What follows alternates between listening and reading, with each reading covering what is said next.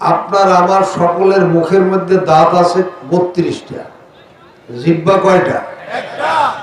এই একটা জিহ্বার শত্রু কিন্তু 32টা দাঁত, ধারালো শক্ত। এই দাঁতের 32টা দাঁতের মধ্যে জিহ্বাকে বসবাস করতে হয় কত সতর্কতার সাথে। সুযোগ পাইলেই রক্ত বের করে দেয়। জীবনে রক্ত দুই একবার বের করে নাই এমন জিহ্বা নাই, আছে? সবার জিহ্বাকে অসতর্কতার কারণে রক্ত বের করে দিচ্ছে। কিন্তু পরিণতি একটা একটা করে দাঁত খসতে খসতে সব বাগানে চলে যায়। জিহ্বা কিন্তু খসে না, জিহ্বা কবর পর্যন্ত যায়। ঠিক ইসলাম জিহ্বার ন্যায়, আর ইসলামের শত্রুরা দাঁতের ন্যায়। শত্রুরা সবসময় পরিবেষ্টিত অবস্থায় থাকে, সুযোগ পাইলে রক্ত বের করে দেয়। কিন্তু পরিণতি ইসলামের দুশ্মনরা খসে খসে সব বাগানে চলে যায়। ইসলাম কোনদিন শেষ হয় না, হবে না, বরং ইসলাম জিন্দা হতা হয় হর কারবালা কে বাদ। কি বলেন? আপনারা মেহেদি পাতা দেখেছেন? মেহেদি পাতা, মেহেদি পাতার রং ধরে কখন? পাড়া ভূতার পেছন খাইলে। পাটা ভূতার পেছানা খাইলে মেহেদি পাতায় রং লাগে না। ইসলাম এরকম পাড়া ভূতার পেছন না খাইলে ইসলাম রঙিন হয় না, ইসলাম জিন্দা হয় না। ইসলামের বাধা আসলে ইসলামের তেজ বাড়ে, পাওয়ার বাড়ে। মনে রাখবেন, যারা একটু দমাইতে চান তারা দমে যান, তারা শেষ হয়ে যান, ইসলাম দমে না। কাজেই আমি মনে করি আজকে নায়েবে আমিরুল মুজাহিদিনকে এখানে আসতে না দেওয়ায় ইসলামের ক্ষতি হয় নাই, বরং তাদের ক্ষতি হয়েছে। আল্লাহ তাদেরকে হেদায়েত দান করেন। ভাইয়ের আমার, ওয়াজ নসিহত মাশাআল্লাহ হয়ে গেছে, আর ওয়াজ নসিহতের প্রয়োজনও নাই, সুযোগও নাই। আমি সংক্ষেপে দুই একটা কথা আরজ করি, ইনশাআল্লাহ দোয়া করব। কোরআনে কারীমের থেকে যে আয়াতখানা তেলাওয়াত করেছি, আল্লাহ তাআলা দুই শ্রেণীর মানুষের কথা বলেছেন এখানে। এক শ্রেণীর মানুষ নেককার, আর এক শ্রেণীর মানুষ গুনাহগার, পাপী। ভাইয়ের আমার, মনে রাখবেন, এই বর্তমান জমানাটা হইল উম্মতে মুহাম্মাদির জমানা। কোন নবীর জমানা? উম্মতে মুহাম্মাদি। আমরা মুহাম্মদ সাল্লাল্লাহু আলাইহি ওয়াসাল্লামের উম্মত। আল্লাহ রাব্বুল আলামিন কোরআনে পাকের মধ্যে মুহাম্মদ সাল্লাল্লাহু আলাইহি ওয়াসাল্লামের ব্যাপারে কত কথা বলেছেন সেগুলি আপনারা জানেন। আমি যে কথাটা বলতে চাই সেটা হইল, এই বাংলাদেশে কয়েকদিন আগে করোনা মহামারী আসছিল। করোনা মহামারীতে সারা দুনিয়াকে স্তব্ধ করে দিয়েছিল। কি বলেন? বর্তমানে করোনা মহামারী একটু কমে আছে। এ কমানো বাড়ানো কাজটা কার হাতে? জোরে বলেন, আল্লাহর হাতে। আমি আশ্চর্য হই যে কিছু মানুষ তারা বলে যে করোনার সঙ্গে মোকাবেলা করতে হবে। আচ্ছা বলুন তো, এই কুকুরের গায়ে ঢিল মারলে কুকুর কি ঢিল কামড়ায় না? ঢিলটা কোন দিক দিয়ে আসছে খেয়াল করে, খেয়াল করে ঢিলটা কোন দিক দিয়ে আসলো। আর নির্বোধ মানুষ করোনা মহামারী কোন দিক দিয়ে আসলো, কে পাঠালো, সেদিক খেয়াল না করিয়া করোনার সঙ্গে মহামারী মোকাবেলা করে, করোনার সঙ্গে মোকাবেলা করে। আল্লাহ বলেন, এ জগৎবাসীরা, এই করোনা আমি আল্লাহ দিছি, আর কেউ পাঠায় না, আমি পাঠাইছি। কেন পাঠাইছি জানো? কেন পাঠাইছি? তোমাদের পাপের কারণে কিছু পাপের সাজা এই জন্য দিয়েছি যেন তোমরা তওবা করিয়া ফিরিয়ে আসতে পারো। আমি তো তোমাদের ব্যাপারে খুব দুর্বল, কারণ তোমরা আমার নবীর উম্মত। আল্লাহ পাক বলেন, ওমা কানাল্লাহু লিয়ুআযযিবাহুম ওয়া আনতা ফীহিম। ওগো আমার হাবিব গো, আপনার উম্মতকে আমি কেমনে আযাব দেব? আপনার উম্মতকে আমি কেমনে আযাব দেব? আপনি আছেন, ওয়া আনতা ফীহিম, আপনি থাকতে আমার আপনার উম্মতকে আমি শাস্তি দেই কেমনে? আমার তো বড় মায়া লাগে। ভাইরা আমার, নবীজি আছেন না নাই? এখনো আছেন। মদিনা মুনাওয়ারায় নবীর কোন কোন উম্মত গিয়া সালাম দিলে নবী জবাব দিয়ে হাত বাইর করিয়া মুসাফা করে। নবীর কোন কোন উম্মতের সঙ্গে তার বাড়িতে আসিয়া স্বপ্নে দেখাও করে। তাইলে বুঝা গেল আসে না নাই? এক কথা তো রুহানি ভাবে আসেন, আর এক কথা হইল নবী যদিও জাহিরি ভাবে নাই, নায়েবে নবী আছে। নায়েবে নবী আছে না? নায়েবে নবীরা আছে, হক্কানি মুহাক্কিক আলেমেরা আছে। কাজী মুহাক্কিক আলেম যেখানে আছে আমি মাওলায় আযাব দিতে পারি না। এ ভাইরা, আল্লাহ পাক কালামে পাকের মধ্যে স্পষ্ট বলছেন দুই কারণে আমি আযাব দিতে পারি না। তা না হলে আগের জমানার নবীর উম্মতের জমানায় শুয়ার বানাইয়ে দিতাম, কুকুর বানাইয়ে দিতাম, জমিন উল্টাইয়া ধ্বংস করিয়ে দিতাম। ইতিহাস আছে না নাই? কওমে লূতের জমানায় খালি একটা হারাম গুনাহ করার কারণে 90 কিলোমিটার লম্বা বিরাট আয়তনের জনপদকে মাটির থেকে মাটি সহ উঠাইয়া জনপদকে আসমান পর্যন্ত উঠাইয়া এমন একটা আসার দেশেন, আসারের চোটে সাগর হয়ে গেছে। সেই সাগর এখনো আছে পাহাড়ে বাইয়ে, সেই আল্লাহ এখনো আছেন। মাওলা ভাই এত হারাম গুনাহ চলতে আছে, জমিনের পরে হারাম গুনাহ চলে, জিনা চলে, ব্যভিচারী চলে, নাস্তিক মুরতাদরা কত আস্ফালন করে, কিন্তু আমি মাওলায় কিছু বলতে পারি না আপনার কারণে, যেহেতু আপনি আছেন। ওমা কানাল্লাহু লিউআযযিবাহুম ওয়া আনতা ফীহিম। এ আমার ভাইরা, জমিনের পরে নাফরমান গুনাহগার মদখোর জুয়াখোর যখন চলে, জমিন পর্যন্ত ডাক দিয়ে বলে মাবুদ গো, আর তো সহ্য করতে পারি না। তোমার খবিশ নাফরমান আমার বুকের পরে হাঁটে আর তোমার সাথে নাফরমানি করে, তুমি একটু অনুমতি দিয়ে দাও, আমার বুক ফাড়িয়া নাফরমানের ভিতরে নিয়ে দেখাইয়া দেই কেমনে তোমার নাফরমানি করে। মাওলা কয় জমিন রে, সবর করো, সবর করো, এখন কিছু বলা যাবে না, আমার হাবিবের সঙ্গে ওয়াদা করা আছে, এই জমিনের উপরে কিছু বলা যাবে না।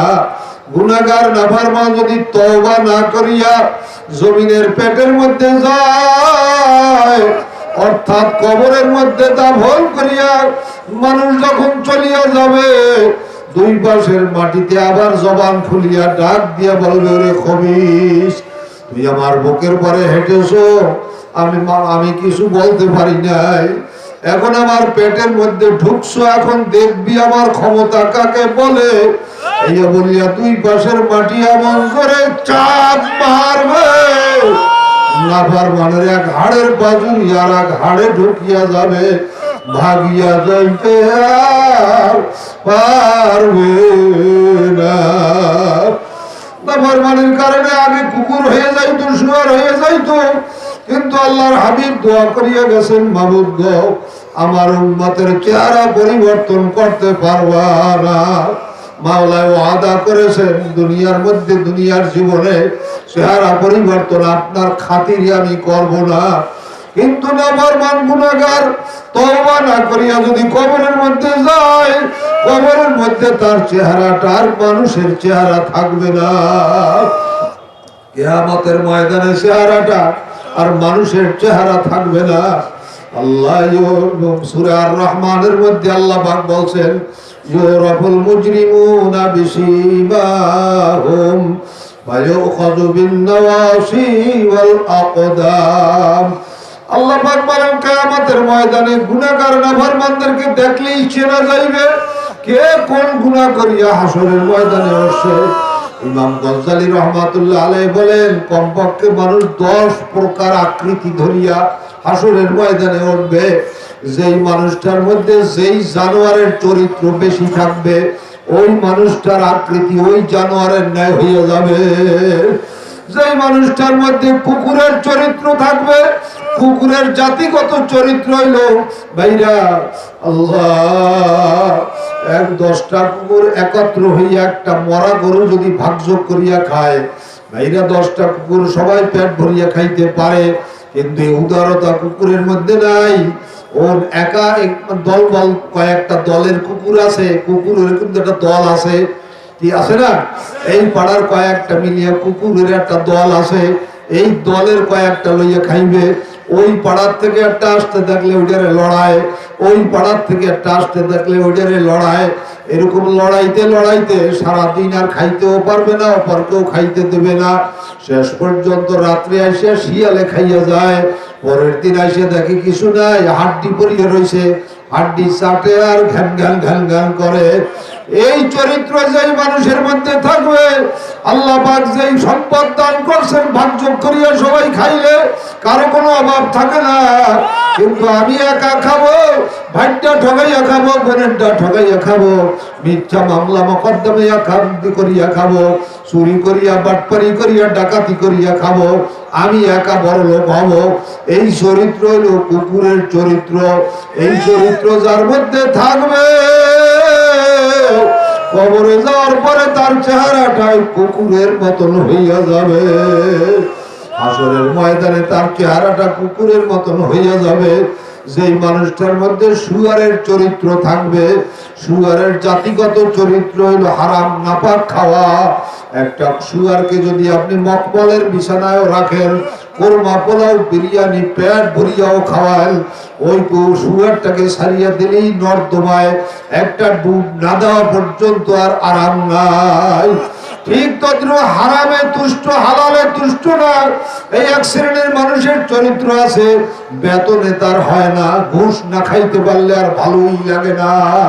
নিজের স্ত্রী আল্লাহ হালাল করছেন, স্ত্রীর দ্বারা তুষ্ট হয় না। ওই শালীর সঙ্গে, পরের মেয়ে লোকের সঙ্গে, পরকীয়ার সঙ্গে ফষ্টি নষ্টি করতে না পারলে আর ভালো লাগে না। হারামে তুষ্ট, হালালে তুষ্ট না, শান্তি পায় না, হারামে শান্তি পায়। এইটা হলো শুয়ারের চরিত্র। এই চরিত্র যেই মানুষটার মধ্যে থাকবে, ওই মানুষটাও কবরে যাওয়ার পর আর মানুষের আকৃতি থাকবে না, ওই মানুষটার আকৃতি শুয়ারের ন্যায় হইয়া যাবে। আমার ভাইরা, দুনিয়ায় মানুষের চেহারা নিয়ে চললাম আল্লাহর হাবিবের ওসিলায়। দুনিয়ায় মাতবার সর্দার, দুনিয়ায় কত নেতা হইয়া চললাম, কিন্তু মৌতের পরে এই চেহারা যদি না থাকে, আল্লাহ জানোয়ার হইয়া যায়। এর চেয়ে বড় আফসোসের কথা আর কি হইতে পারে? এই জন্য ভাইরা, আল্লাহ পাক রব্বুল আলামিন ফরমান, যারা নেককার তাদের জন্যই আমি বেহেশতের বালাখানা বানাইয়া রাখলাম, আর যারা গুনাহগার পাপী তাদের জায়গা জাহান্নাম ছাড়া হবে না। এ ভাইরা, মনে রাখবেন, গুনাহের দুইটা মাথা, নেকেরও দুইটা মাথা। নেককারের একটা মাথা হলো নেককারের দিলের সাথে, আর এক মাথা হলো জান্নাতের সাথে। এই দুনিয়াতে নেককারদের দিলে জান্নাতের শান্তির একটা প্রভাব এসে পড়ায়, নেককারদের দুনিয়াতেও আল্লাহর বদলে শান্তি। এই জন্য দেখবেন, কোন নেককার আত্মহত্যা করিয়া মারা যায় না। কোন নেককার দেখবেন না কোনদিন আত্মহত্যা করিয়া মারা গেছে। গুনাহগার, গুনারও দুইটা মাথা, এক মাথা গুনাহগারের অন্তরের সাথে, আর এক মাথা জাহান্নামের সাথে। গুনাহগার যখন গুনাহ করে, ওই জাহান্নামের আযাবের একটা প্রভাব এসে গুনাহগারের অন্তরের মধ্যে পড়ে। যত বড় লোক হোক, যত পদ পদবীর মালিক হোক, যত মালের ধনী হোক না কেন, ওই জাহান্নামের শাস্তির একটা প্রভাব তার অন্তরে চলতে থাকে। গুনাহগারের জীবনে শান্তি পায় না। গুনাহগার অশান্তিতে জীবন শেষ করে। এমনকি অনেক গুনাহগার দুনিয়াতে আত্মহত্যা করিয়া মারা যায়। কি বলেন, আছে না নাই? কাজেই আমরা ভাইরা আমার, দুনিয়াতে গুনাহের দ্বারা কোনো শান্তি নাই, আর আল্লাহর বদলে দুনিয়াতে নেকের দ্বারা অশান্তি নাই। জাহিরি ভাবে দেখা যায় অশান্তি, কিন্তু ভিতরে এক প্রকার শান্তি। যে শান্তি দেখে না, কিন্তু ভিতরে শান্তি। আর গুনাহগার নাবার মানে মনে হয় যেন একটা গুনাহের মজা, গুনাহের একটা মজা দেখা যায়, কিন্তু এই মজা মজা না। থানবী রহমাতুল্লাহ আলাইহি বলেন, গুনাহগারের মজা হলো চুলকানিওয়ালা লোকের চুলকানির জায়গায় যখন চুলকায়, তখন একটা মজা লাগে। এই মজাটা অল্প একটু সময়ের জন্য, তারপরেই জ্বলন পোড়ন শুরু হয়। এই গুনাহগাররা গুনাহ করতে থাকে যখন, তখন একটু মজা মজা লাগে, তারপরে এমন জ্বলন পোড়ন শুরু হইয়া যায়, ওই জ্বলন পোড়ন আর শেষ হয় না। আর নেককারদের দুনিয়া দেখা যায় যদি একটু কষ্ট, দুনিয়া দেখা যায় একটু অসুবিধা, কিন্তু ওর মধ্যে এমন একটা শান্তি মাওলা দান করেন দিলের মধ্যে। মাওলার জিকিরের মধ্যে শান্তি, নামাজের মধ্যে শান্তি। আরে শান্তি না হইলে যাইয়া কোনো যুবকরে বলিয়া দেখবেন, হে যুবক তুমি দাড়িটা কামাই ফেলাও, তোমার 1 লাখ টাকা দেব। 1 লাখ টাকায় তার দাড়ি কামাইতে পারবেন না। এটা অবস্থা এরকম। একটা লোক বিরিয়ানি খায়, চোখ দিয়া পানি পরে, গা দিয়া ঘাম ঝরে। একজন লোক এসে বলে, ভাই তোমার বড় কষ্ট, গায়ের ঘাম ঝরে, বড় দুঃখ, চোখের পানি ঝরে। দুঃখ আর কষ্ট তো বিরিয়ানির কারণে, প্লেটটা আমাকে দিয়া দাও। বলবে যে ভাই চোখের পানি দেখে তুমি দুঃখ মনে করেছ, গায়ের ঘাম দেখে কষ্ট মনে করেছ। এই কষ্ট আর দুঃখ তুমি দেখো, কিন্তু বিরিয়ানির মধ্যে যে কি মজা এইটা তো তুমি দেখো না। তুমি নামাজ রোজা সুন্নতের পরে আমল দাঁড়িয়ে রাখা, জিকির আজকার করা, এর মধ্যে তুমি কষ্ট আর দুঃখ দেখো, কিন্তু এর মধ্যে যে কি মজা, এই মজা তো তুমি দেখো না। যখন আল্লাহর বান্দা চোখের পানি ছাড়িয়ে দিয়া মাওলার দরবারে কান্দে আর মাওলার জিকির করে, এই জিকির আর কান্নার মধ্যে যে কি মজা, এইটা তো তুমি দেখো না। এ গুনাহগার না ফরমান ভাইরা, দুনিয়ার শান্তি যদি পাইতে চাও, মাওলার জিকির আর নেকের কাজ ছাড়া আর কোনো পথ নাই। ও আমার ভাইরা, নেককার ভাইরা, যত কষ্ট দেখেন না কেন এটা কোনো কষ্টই না। চোখ বন্ধ হওয়ার আগেই আল্লাহ পাক বলবেন, হে আজরাইল আমার নেক বান্দা রূহ কবজ করার আগে জান্নাত না দেখাইয়া রূহটা কবজ করবা না। আল্লাহ আজরাইল সালাম সামনে যখন আসবে, আল্লাহ জান্নাতের দরজাটা টাস টাস করিয়া খুলিয়া যাবে। আল্লাহ জান্নাতের ফেরেশতারা বলবে, হে আল্লাহর বান্দা ভয় নাই, ভয় নাই, নাহনু আউলিয়াকুম ফিল হায়াতিদ দুনিয়া, দুনিয়াতে আমরা তোমার সঙ্গী ছিলাম, বন্ধু ছিলাম, দেখো নাই, আজকে তুমি দেখবা তোমার সঙ্গে সঙ্গে আমরা জান্নাতে না পৌঁছাইয়া দিয়া যাব না। চিন্তা করিও না, ভয় পাইও না। আল্লাহ ওদিকে দেখবে জান্নাতের হুর গেলমানরা মালা লইয়া দাঁড়াই রয়েছে, তুমি যাবা তোমার গলায় মারা ভরাইয়া দেবে, এমন মজা লাগবে। নেককার আল্লাহর বান্দার রুহটা পাগল হইয়া যাবে, কোন ভাগ্যের রুহটা কবজ হইয়া যাইবে টেরো করতে পারবে না। এই জন্য দেখবেন নেককারদের মৃত্যুর উপরে চেহারার একটা হাসি হাসি ভাব দেখা যায়। ওই যে একটা হাসি দিছিল, ওই হাসিটা মুখের থেকে যায় নাই। চরমনার মরহুম আল্লাহর কুতুব ইন্তেকালের পরে লক্ষ লক্ষ মানুষ লাইন দিয়ে তার চেহারা দেখছে। আমি কুতুবখানার মধ্যে ঢুকিয়া দেখছি হুজুরের চেহারার মধ্যে ওই যে হুজুরের একটা মিষ্টি হাসি দিতেন, ওই হাসিটা মুখে লাগিয়ে রয়েছে। এই হাসিটা কেন দেয়? ওই জান্নাতের নাজনে আমার দেখার কারণে নেককারের একটা হাসি দেয়, ওই হাসিটা আর যায় না। আর গুনাহগার নাফরমান সুদখোর মদখোর জুয়াখোরের মৌতের আগে মাওলা বলেন, আজরাইল নাফরমানের রূহটা আগে কবজ করিও না, জাহান্নামে একটু দেখাইয়া লও। আজরাইল সাল্লাম যাই এমন আকৃতি ধরে, আজরাইলের মাথা থাকে আসমানে, পাও থাকে জমিনে, একটা হাত মর্শেকে আর একটা হাত মগরবে, চক্ষু দুইটা পুকুরের মতন মোটা মোটা করিয়া মঞ্জুরে ঘুরায় আর বলে, আইনাল মাফার, আইনাল মাফার। এ নাফরমান মাওলায় নামাজের হুকুম করছে, নামাজ পড়ো নাই। মাওলায় রোজার হুকুম করছেন, ভাগ্যে গেছো। মাওলায় পর্দার হুকুম করছেন, পর্দা করো নাই, ভাগ্যে গেছো। মাওলায় হালাল হারামের হুকুম করছেন, হালাল হারামের হুকুম মানো নাই, ভাগ্যে গেছো। আজকে মাওলায় আমাকে পাঠাইছে তোরে ধরিয়া নেওয়ার জন্য, আজকে আর ভাগ্যা যাইতে পারবি না। কোথায় ভাগবি, কোথায় বলাবি? এই কই আজরাইল সালাম এমন ধরে হাত মারবে, নাফরমানের রুহুটা 360 জোড়ায় দৌড়াইবে, আল্লাহ পলাইতে পারবে না, ভাগ্য যাইতে পারবে না। আজরাইল সাল্লাল্লাহু আলাইহি ধরে থাপ করিয়া রুহুটারে ধরিয়া ফেলাইবে, নাফরমানের রুহুটা কাঁপতে থাকবে। এই তো আজরাইলের হাতে ধরা পড়িয়া গেল,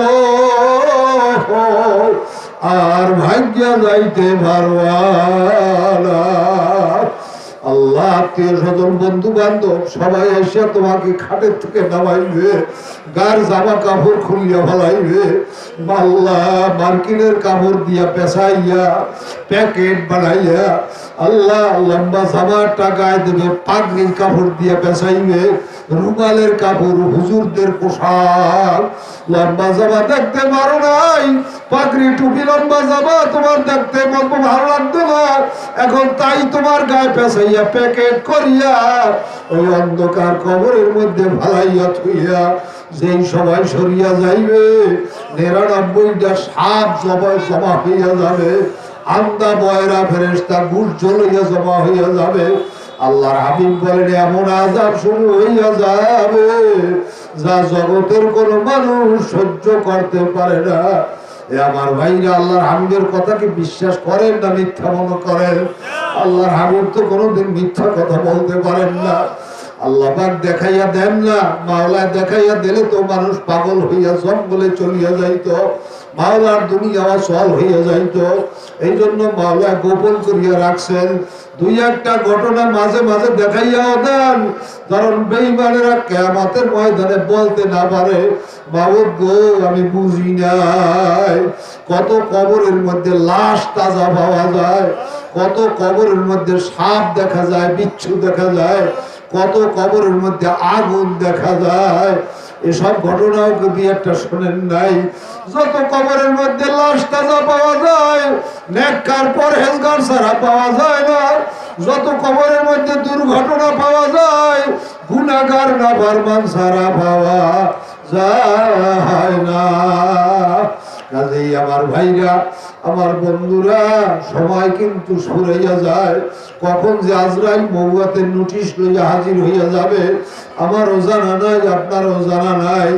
আল্লাহর হাবিব বলছেন আমার উম্মতেরা, যদি তোমরা তওবা করিয়া যাইতে পারো, আমার উম্মতের জন্য মাওলা এমন সুযোগ দান করেছেন, আমার উম্মত তওবা করার সঙ্গে সঙ্গে বিগত জীবনের গুনাহ সব মাওলা নেক বানাইয়া দেবেন।